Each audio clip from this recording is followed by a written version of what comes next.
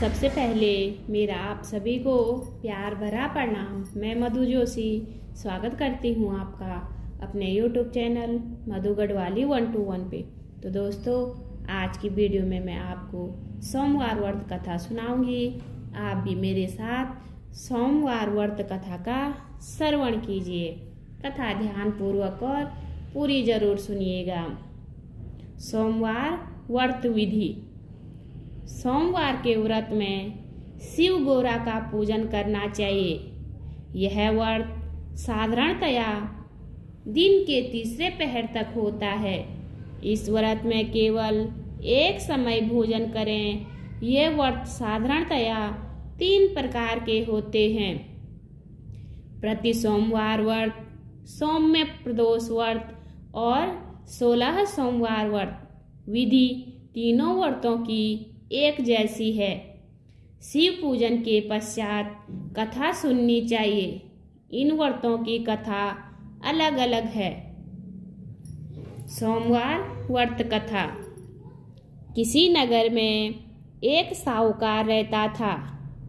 उसके घर में धन की कोई कमी नहीं थी, परंतु वह बहुत दुखी था क्योंकि वह निसंतान था। यही चिंता उसे दिन रात सताती रहती थी। पुत्र प्राप्ति के लिए वह प्रत्येक सोमवार का व्रत रखता था तथा पूरी श्रद्धा के साथ शिवालय में जाकर भगवान गौरा शंकर की पूजा करता था। उसके भक्ति भाव से माँ पार्वती का हृदय द्रवित हो उठा। एक दिन अच्छा अवसर देखकर उन्होंने शंकर जी से विनती की, स्वामी, यह नगर सेठ आपका परम भक्त है, नियमित रूप से आपका व्रत रखता है, फिर भी वह निसंतान है। कृपया इसकी कामना पूर्ण करो। माँ दयालु पार्वती की ऐसी इच्छा को सुनकर भगवान शंकर जी ने कहा, हे पार्वती, यह संसार कर्म रूप क्षेत्र है। किसान अपने खेत में जैसा बीज रोपता है वैसी ही फसल काटता है। माता पार्वती ने अत्यंत आग्रह से कहा, महाराज, जब यह आपका अनन्य भक्त है और अगर इसको किसी प्रकार का दुख है तो आपको अपने भक्तों का दुख अवश्य हरना चाहिए। आप तो सदैव अपने भक्तों पर दयालु रहते हैं, उनके दुखों को दूर करते हैं। यदि आप ऐसा नहीं करेंगे तो आपको कौन पूजेगा, कौन आपके व्रत करेगा। माता पार्वती का आग्रह देखकर शिवजी कहने लगे, हे पार्वती, इसके कोई पुत्र नहीं है जिसकी चिंता में यह दुखी रहता है। इसके भाग्य में पुत्र न होने पर भी मैं इसे पुत्र प्राप्ति का वरदान देता हूँ, परंतु उस पुत्र का आयुकाल केवल 12 वर्ष होगा। इसके पश्चात वह मृत्यु को प्राप्त हो जाएगा। इसके लिए मैं और अधिक कुछ नहीं कर सकता। माता पार्वती व शिव शंकर की इस बातचीत को साहूकार सुन रहा था। इससे उसे न तो कुछ प्रसन्नता हुई न ही कोई दुख। वह पहले की भांति भगवान शंकर की पूजा व उनका व्रत करता रहा। कुछ समय उपरांत साहूकार की स्त्री गर्भवती हुई और 10वें महीने में उसके गर्भ से अत्यंत सुंदर पुत्र उत्पन्न हुआ। साहूकार के घर में बहुत खुशी मनाई गई, परंतु साहूकार तो यह जानता था कि उसके पुत्र की आयु 12 वर्ष की है। इसी कारण वह अधिक प्रसन्न नहीं हुआ और न ही किसी को यह भेद बताया। जब वह बालक 11 वर्ष का हो गया तो उसकी माता ने अपने पति से उसका विवाह कराने के लिए कहा, परंतु साहूकार ने कहा, मैं अभी इसका विवाह नहीं करूँगा। पहले इसे पढ़ने हेतु काशी भेजूंगा। साहूकार ने पुत्र के मामा को बुलाकर उसे बहुत सा धन देते हुए कहा, तुम इस बालक को काशी विद्या प्राप्ति हेतु ले जाओ और मार्ग में यज्ञ कराओ। जहाँ भी यज्ञ कराओ वहीं पर ब्राह्मणों को भोजन कराते और दक्षिणा देते हुए जाना। दोनों मामा भांजे इसी तरह यज्ञ करते, ब्राह्मणों को भोजन कराते, दक्षिणा देते काशी की ओर चल पड़े। रास्ते में एक नगर पड़ा। उस नगर के राजा की कन्या का विवाह था, परंतु जो राजकुमार विवाह कराने आया था वह एक आंख से अंधा था। राजकुमार का पिता इस बात से अत्यंत चिंतित था कि कहीं राजकुमार को देख राजकुमारी या उसके माता पिता विवाह में किसी प्रकार की अड़चन पैदा न कर दें। ऐसे में राजा ने साहूकार के पुत्र को देखकर सोचा कि क्यों न द्वारचार के समय इस लड़के से काम चलाया जाए। ऐसा मन में विचार कर वह साहूकार के लड़के व उसके मामा से बात करने लगा। उन्हें राजी कर उसने लड़के को वर के कपड़े पहनाए तथा लड़की के द्वार पर घोड़ी लेकर पहुंचा। राजकुमार के पिता ने सोचा, यदि फेरों का कार्य भी इसी से करा लिया जाए तो सही होगा। ऐसा सोचकर लड़के और उसके मामा को कुछ धन देने का वादा कर फेरों और कन्यादान का कार्य भी करने के लिए कहा। वे दोनों इस कार्य के लिए सहर्ष तैयार हो गए तथा विवाह कार्य संपन्न हो गया।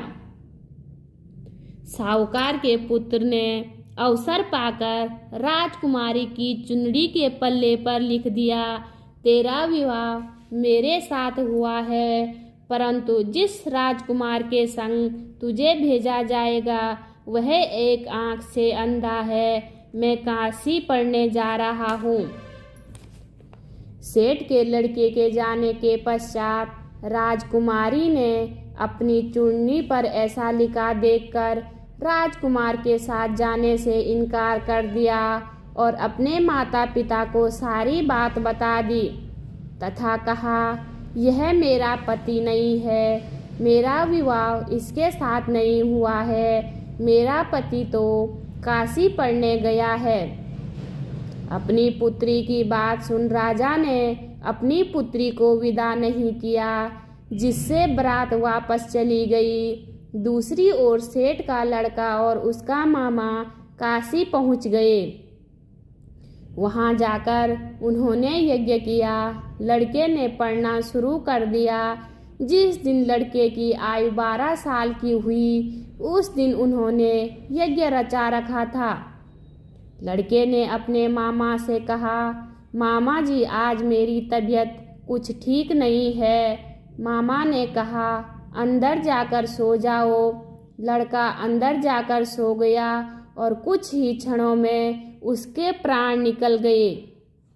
थोड़ी देर के पश्चात उसका मामा अंदर आया तो उसने देखा कि भांजा मृत्यु पड़ा है। उसको बड़ा दुख हुआ।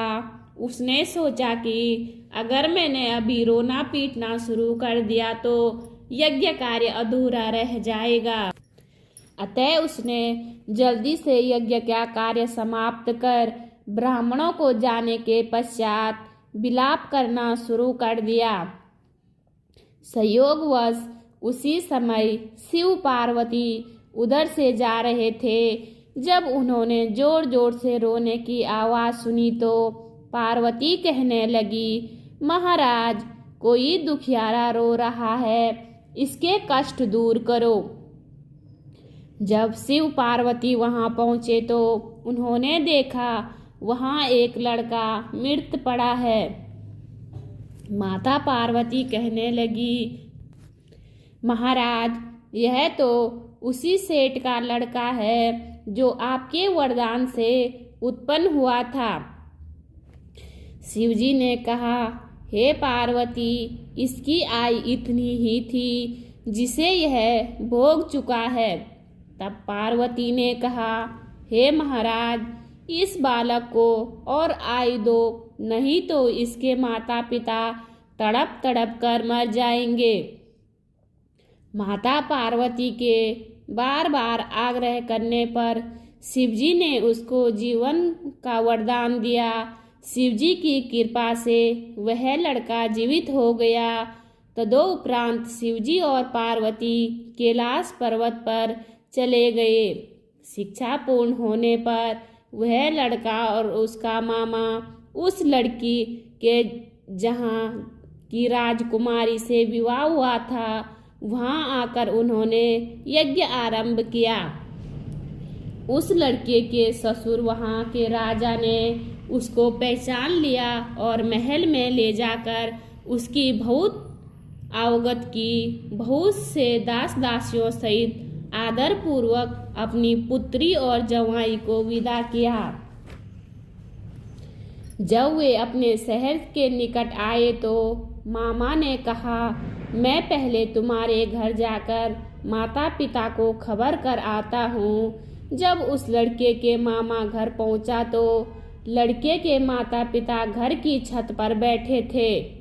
उन्होंने यह प्रण कर रखा था कि यदि उनका बेटा सकुशल घर लौट आया तो हम राजी खुशी नीचे आ जाएंगे, नहीं तो छत से गिरकर अपने प्राण दे देंगे। लड़के के मामा ने आकर जब यह समाचार दिया तो आपका पुत्र आ गया। उनको सहज विश्वास नहीं हुआ। तब मामा ने शपथ पूर्वक कहा कि आपका पुत्र अपनी पत्नी सहित बहुत सा धन लेकर आया है। यह सुनकर सेठ सेठानी प्रसन्नता पूर्वक नीचे आए। बाहर आकर उन्होंने अपने पुत्र और वधू का स्वागत किया और हंसी खुशी रहने लगे। जो कोई सोमवार व्रत करता है या कथा सुनाता और पढ़ता है उसके सब दुख दूर होकर समस्त मनोकामनाएं पूर्ण होती है। वे इस लोक में अनेक प्रकार का सुख भोग कर अंत में शिव धाम को जाते हैं। बोलिए शिव शंकर भगवान की जय। उम्मीद करती हूँ आपको वीडियो पसंद आई होगी। वीडियो पसंद आए तो वीडियो पे लाइक कीजिए, कमेंट कीजिए, अपने दोस्तों के साथ शेयर कीजिए। चैनल पे नए हो तो सब्सक्राइब ज़रूर कीजिए। मैं मधु जोशी मिलती हूँ आपको अगली वीडियो में। तब तक के लिए बाय बाय, धन्यवाद।